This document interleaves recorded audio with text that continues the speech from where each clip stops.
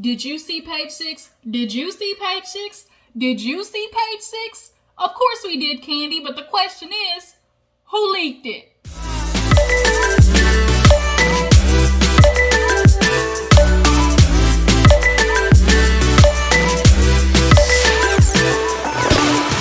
Y'all, what's up? Your girl G here. Welcome back to my channel. We have Real Housewives of Atlanta to get into. This definitely was a pretty mellow episode, but we are dealing with the headlines of Cynthia Bailey's bachelorette party. Who hopped on Bolo's dick and did a full split? Who decided they was gonna go in the back of the room, have a snack, lickety split the clit? That rhymes. Lickety split the clit. Hopefully try to say that shit 3 times. But basically what I'm trying to say is things got a little wet and wild at the dungeon party, and now it's taking over the headlines, and the girls are trying to figure out who said that? Who said that? That's what we're trying to figure out, okay?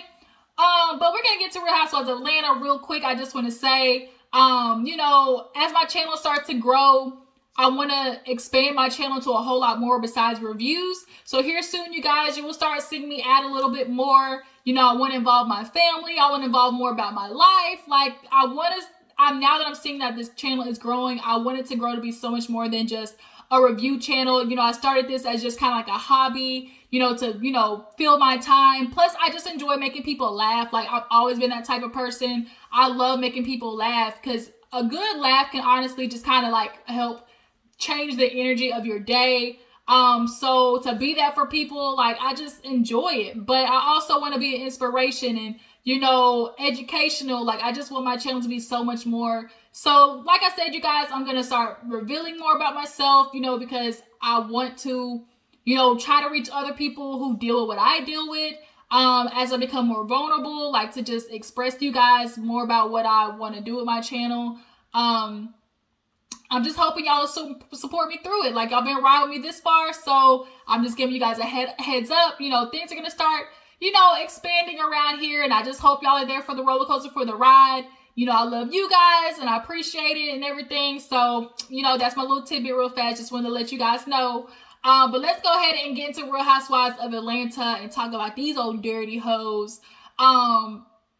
Because things have gotten a little messy. All right. So we open up with Kenya talking to her dad. Boy, her dad is rough around the edges. And she's basically telling him about Mark. She's like, her dad's relationship definitely has grown a lot. Now here's a question. Is this Kenya's biological father or stepfather? Like, it's the biological father, right? Because when I remember the time she went to try to talk to the mom, the dad was saying something. Y'all drop down in the comments to let me know. Is that Kenya's biological father? But nonetheless, she's talking to him about Mark and the relationship and, you know, Brooklyn. And he's just kind of saying, you know, he don't really know that much about Mark besides what he sees on TV. But to see them, she's like, you know, you've made it 39 years. So how is that and everything? And he's just like, you just truly become friends with people. And the thing is, Kenya, you weren't Mark's friend. Y'all weren't friends before y'all got married. And then for y'all to get married, and Kenya didn't even invite her dad, like, to go. She's like, I didn't bring my dad because I just didn't, you know, I didn't know if they were going to like each other. And the fact that that was a concern for you knows that there was probably an option that your dad was going to see the bullshit in Mark from the get-go and call him out. And then you just weren't willing to listen to that at the time, clearly. And you're barely able really to listen to it now. Even though you know what you should do, you're not doing it. She's like, oh, you know, me and Mark, we're just struggling because neither one of us wants to pull the trigger first. The fuck? Bitch, I would have bang shot you down real fast a long time ago. With the way we saw him treating Kenya last season was trash, y'all. Garbage. And so she wants to try to like be, oh, well, you know, Mark, he sent me divorce papers, and he's called me, and the only reason he did that was for retaliation. He said that I embarrassed him, you know, having people come to the house. And it's like, first of all, you at your house and it's quarantine. Who the fuck is there for you to get embarrassed? Who's at your house, Mark? That other family of yours up there in New York? But he did that as retaliation after Kenya tried to serve him divorce papers. But it's like, y'all are going through this process. Like, nigga, you knew you was gonna have to sign the papers eventually, right? But the dad's like, oh, you know, from what I've seen, you know, I mean, I can't really say too much, but you just got to know what you want. And from what you see on TV, Dad, that should be enough to be able to tell that this nigga ain't shit. Hell, if all the viewers can see it, what are you looking at? So basically Kenya just kind of is like, you know what, I'm gonna have to figure this thing out with Mark. I'm dealing with him for the rest of my life, and I just don't want to be in this constant limbo with his ass, because that, I'm sure, is exhausting. And we're seeing it like all over Kenya's face this whole season. Written all over your face. You don't have to say a word. Boom, boom, boom, boom. All right, let me move on. So we go from Kenya and her dad to Kenya and Drew. Kenya showed up in a good old nasty rattlesnake boot up to the thighs. And Drew showed up in, well, she came in a good old nasty TJ Maxx outfit. Now, I ain't knocking TJ Maxx shit, okay? I shop at Burlington, TJ Maxx, Ross. I love a good Ross. I love a good Rue 21. Bitch, do not judge me. I'll make a good ass outfit out of Walmart and Ross. But Drew, on the other hand, she just not there yet. It's season 1, so Drew, I'm giving you a pass. Plus, on top of that, I actually kind of like you. So we just gonna chop it up to first season jitters, okay? But she showed up in a nice good old fedora and that big old bushy tumbleweed weed that she had. And they basically talk about what happened at the bachelorette party. Kenya feels like Drew came for that ass. She was like, well, you know, I don't know if I can trust you, because when we sat down at the table and was like, who's the fakest and the realest? You immediately go to, well, Kenya. And Drew was like, I mean, I can understand that, you know, but that wasn't the last straw. And Kenya's like, wait a minute. How you gonna jump from that to like the last straw? So basically Drew's problem was that Kenya didn't tell her what was going on with the trip, and not only the private jet part. She was supposed to tell the girls that, but Drew kind of spoiled that. But she's like, you know, you didn't say anything about bringing, you know, daughters. Like, I would have loved to bring my daughter. As a mom, I thought you would understand that. And it's like, come on, Drew. Now, Drew, bitch, I like you, but we're not going to have you jumping on the argument of bringing kids, because when you were at the table last time, you didn't bring that up, not one bit. So I'm going to need you to like figure out a better lie than that.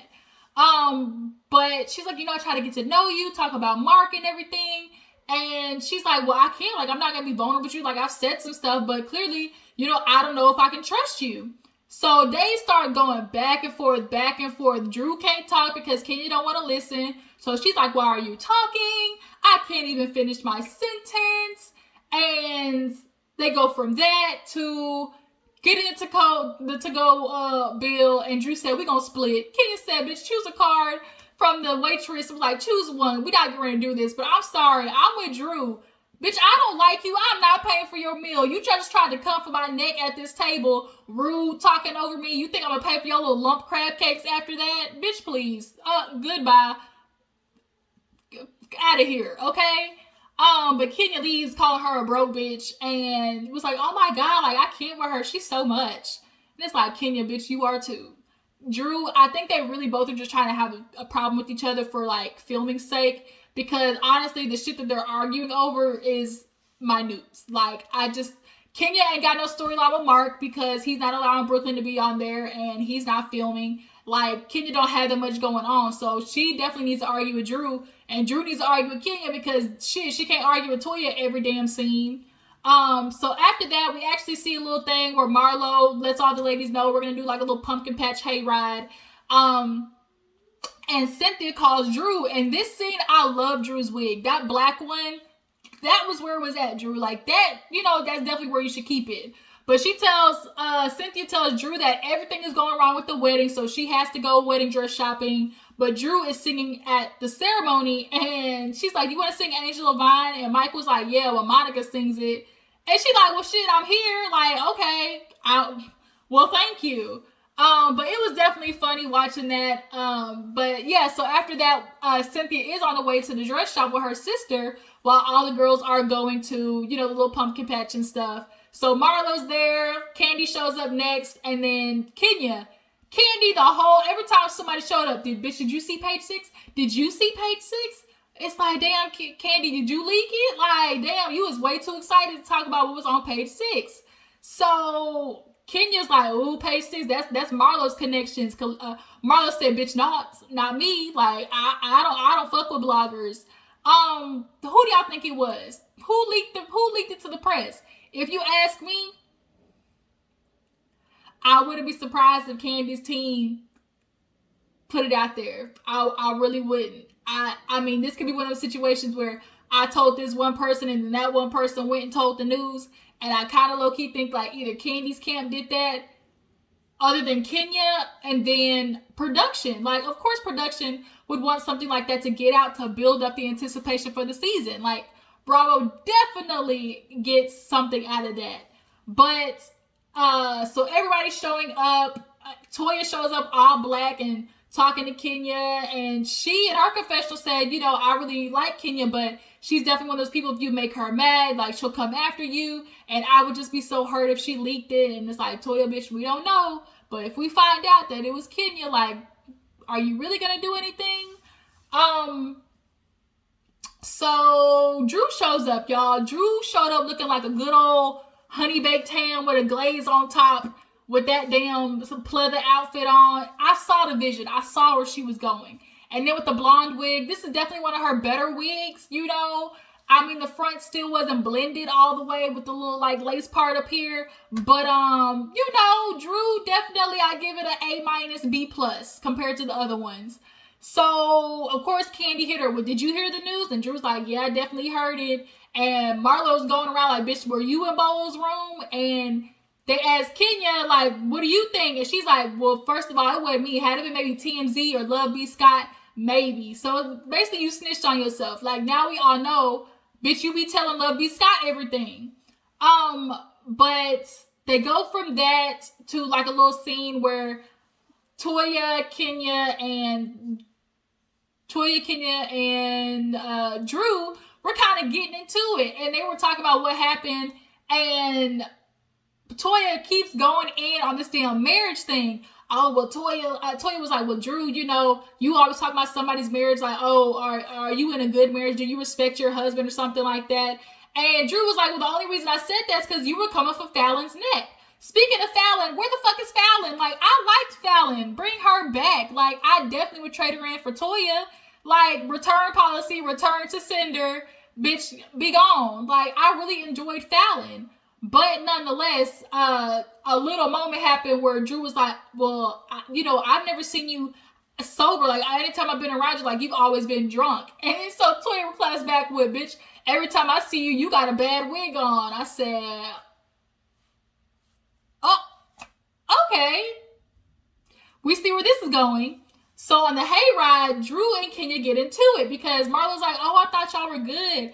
And Kenya's like, no, I had to leave because clearly me and Drew were not, you know, seeing eye to eye. And she started going in on her, kind of like making funny jokes about how she was doing the, you know, like that kind of thing. She's like, yeah, when I walked up, Drew was over there doing acting exercises as if she was going to a casting call. And Drew lets everybody know that she's singing at Cynthia's wedding. So that's why she was doing that. Cynthia's wedding. Is this going to be the end of her season? Like, is this where Cynthia ends? Does she have one more season in her? Or do you think, like, this is it? But, nonetheless, Kenya was telling the other girls, like, yeah, I really feel like Drew was coming for me. She's like, at that dinner, did y'all feel like Drew was? And Drew was like, so because I was speaking facts, like, I'm coming after you? And the other lady's like, yeah, Drew, like, you were kind of like, you know, on it. And they do a flashback, and it's her kind of calling Kenya fake, because she was like, oh, you know, let's play fake and real. And she's like, but Kenya. So it's like you weren't necessarily attacking her, but the tone in which you came for her definitely could have been one of such of like kind of taken toward as passive aggressive. So they get off the hayride and Toya is on top of Kenya. Everything Kenya says, oh my God, you know, Drew, you're sitting there going, like she was like doing too much. Like, Toya is a flip-flopping ass bitch. I just can't get with her. I really can't. We can basically kick her to the side and bring Fallon in immediately. But there was this one scene where they all sitting at the table and they call Cynthia and they tell her about obviously page 6, and she's filling them in on the whole wedding dress situation. And Candy gets right to it. Bitch, the prenup. Where's the prenup? She's like, well, we're gonna do a post-nup situation. Everybody said, oh, damn, Cynthia, did you not learn your lesson? You see what the hell Kenya going through trying to fight this caramel macchiato looking ass nigga, and he trying to come for her paycheck, and you really gonna sit here try to go for a post-nup? We see what happens. When strong bitches get in love, it is so hard to get them out of it because they don't do it often. When you're somebody who don't fall in love often and it happens, bitch, it's hard to let go. Especially as a strong woman, which is why I think Kenya can't let go and why I think Cynthia stay freaking making ridiculous decisions out of this love fairy tale. And everybody's like, do it now. Like, go ahead and do it now. But who knows later on down the line, are we going to see damn near Cynthia and Mike in the same situation as Kenya? But Marlo, they were talking about like who leaked it and everything and who did what with Bolo. And Toya was like, well, damn, Tanya fled the country. Boy, Tanya sure did. Tanya over there in Canada. We haven't heard from Tanya since this show. Since that everything hit the headlines, Tanya said, I'm gonna just slide on back out of this bitch. Like, Tanya was gone, y'all. She was not trying to have any of her name infiltrated in the stripper gate. And it's like, well, bitch, either you sucked on his wee-wee or you sucked on that puss. Like, from Portia. You talking about, oh, you know, I went in her room, had a snack. Everybody's like, Tanya didn't say that. Marlo's like, yeah, the fuck she did. They do the recap, and Tanya sure enough said, oh, you know, we stayed up late and I ate something. I grabbed something to eat and I went in her room and had snacks. And it's like, bitch, you was snacking on something, all right. Snack, munch. Okay. You was over there munching on something. But, yeah, so Tanya, bitch, is gone. Like, and it's not gonna save your marriage. Like, what are you gonna do, Tanya? You got some splaining to do. So all the ladies leave after y'all. Kenya booty look bad in them jeans. I'm sorry, y'all. Kenya's ass does not look good. I just don't get it. Like, you really trying to tell us that this shit ain't fake? I'm looking at it and bitch, it is sagging. You got the real Nicki Minaj, K Michelle effect going on right now. But they wait on Portia because Portia ass is late showing up in this damn like latex balloon outfit, and they basically talk about what happened and everything being on page 6, and Portia at this point is annoyed AF. Like, everybody's turning this thing into something. So she's like, I'm just not going to do it with Kenya. She wants me to react to her. Like, I'm not going to do it. Well, Marlo was like, well, you know, you and Kenya are eventually going to have to speak, or you're like, or going to blow up stuff because y'all got, you know, remaining issues. And at this point, Portia is staying with, I'm not entertaining Kenya because she doesn't want to give her that time of day. But now that Marlo and Kenya made up, Marlo's feeling like some of the girls are like not reaching out or excluding her. And she was like, I don't like that. Like, I'm not feeling that. And Portia was like, you know, you and Kenya can make up. Like, I don't care. But, you know, definitely you might want to keep your good eye on that bitch because she always sneaky. But I laughed when Portia showed up and they was telling her, like, she saw her wig, Drew's wig. And she was like, girl, yeah, like, I love that. And Marlo and the other girl and Shamia was there too. She was like, yeah, you know, the girls are trying to bag her for her wigs. And Portia's like, I've never seen Drew in a bad wig. Like, they ain't bad like that. And it's like, bitch, why you lying? Like, you gonna be Drew's friend? You gonna have to be honest. She had about 2 or 3 wigs on this season so far that it's like, Drew, we looking at you. It's your first season, bitch, but we gonna give you a pass. First season pass. Next season, you show up looking like, you know, I don't know, you show up looking like somebody auntie or looking like you shop at the back of the Goodwill, like we gonna have some problems, Drew. But nonetheless, Marlo is made up with Kenya, and Portia had to be like, girl, I haven't even reached my friend. Like, when they got back from South Carolina, she's like, ain't nobody messaged me. Like, you haven't talked to me. She's like, I haven't even talked to Shamia. So if I haven't talked to my best friend, then, and I just think Marlo was either trying to have a problem or she, like, genuinely was feeling like, damn, like, what changed? Like, the only thing that's changed is I made up with Kenya. So is that the problem? So they end up leaving after they waited on Portia, her ass getting lost. So after that, what do we see? What else happened this episode? We see a cute little scene with Toya and Candy. They were basically talking about the divorce. They both were like hesitant on saying something like, "Oh yeah, Kenya told me what was going on." So then Candy was like, "Well, did she tell you, about, the divorce?" So she was like, "Yeah." She was like, "Oh, so the alimony too," and then Toya was like, "Yeah, I heard that too." So Candy, you really putting it out there, and you supposed to be keeping your mouth hush hush. Like, that's a concern for me. So they go from that scene to Portia, Shamia, and Drew in the store, and Drew really talking about how, she feels bad for Kenya because when she looks at her, she kind of sees like something going on, which is true. You can definitely see that Kenya is dealing with some stress this season. And it's written all over her face about what's going on. But Portia's like, I would never ever try to connect with Kenya. Drew's like, never. She's like, bitch, never ever, ever. Portia was right there with it.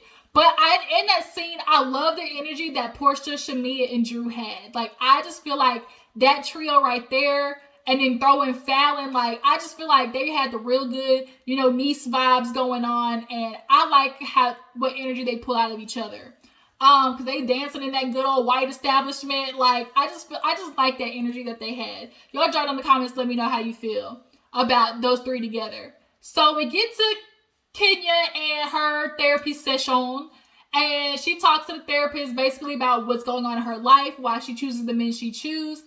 Kenya has an infatuation, whether it be with Matt. I feel like with Matt, she had, hold on, y'all. I keep getting damn calls from telemarketers like a bitch. So I feel like with Matt, it was more of a sexual infatuation, because remember, Matt was like, you trying to play me, but you texted me the other day, like basically trying to fuck me in my car. So I feel like with Matt, it was probably the toxic sex. And I feel like with Mark, it's more the infatuation of the idea of marriage, of family, like this idea that she had in her head. But she gets to the therapist and basically reveals, how her mother basically throwing her away really affected her life, and having family that was there, but watching her mom treat her like shit, like that's rough. Like, you are within reach of me. You see me. I see you. You treat me like trash, but I'm your daughter. Like, I'm missing something here. And we see the flashback where, was that the aunt? I think the aunt got onto Kenya for trying to go meet her mom. She's like, that's my mother. Of course I'm going to knock on the damn door. And I agree with that. And the aunt, for her to be upset, like, you have no right. Like, what is going on with Kenya's mom? Like, I really wish, like, we knew that story. But it's affecting Kenya going forward. And she's like, I choose people who disrespect me. If I really love you, I'll allow you to keep doing stuff. And she did that with Mark. I feel like a lot of times with strong women, there's this, like, when you finally meet a man that's assertive, kind of in charge, pay attention to the part of assertiveness, because when you see a man, he's like assertive, takes control, it's like, oh, okay, like, I like that. I feel a sense of protection with that. But then when you get in a relationship and you become comfortable and that representative starts, slowly coming down, that assertiveness becomes aggression and control. And that's what's happening with Kenya, and the manipulation. And that is real quick how women who are stronger get caught up. Because people who don't fall in love a lot or aren't vulnerable a lot, when they finally do, it makes it hard for them to leave because they don't do it like that. Like, they're not open to love. And so for Kenya to sit here and be like, oh, like, we're struggling trying to pull the trigger, it's like, bitch, this man don't even fight for his own kid. Like, what about that is attractive and wants you to try to stay with a man who don't give a damn about his child? When has he, like, he's not even fighting for custody, Kenya. So what about that says, oh yes, I want to be with a man like that? Are you kidding me? So she says how she, when she was younger, she dated a man that was 26. He beat her up. Like, she went through a lot. So now she's trying to figure out how to forgive her mom and, like, move on with her life. So she's not stuck in this, internal struggle and battle. So yeah, that was pretty much it. Like with Kenya, she's got to go a whole lot of shit going on. mentally, and I feel like that's going to cause her to be real rough on the ladies this season. But I appreciate you guys for tuning in. You know, Kenya talked about she ain't got no village. You know, she told the ladies about that. And now I'm starting to see, like, Kenya, like, you really, like, you, when you say ain't got no village, like, you really need to get, like, real friends and, like, I don't know, like, something, because the fact that you don't have a mom or, you know, somebody close by that can help you is really sad. But, yeah, we'll talk about next week's episode. I really appreciate you guys for tuning in. You know what to do. Like, subscribe, tag, post, share. You guys, let's get this Juice Box crew growing, and I will catch you guys in the next video. Deuces.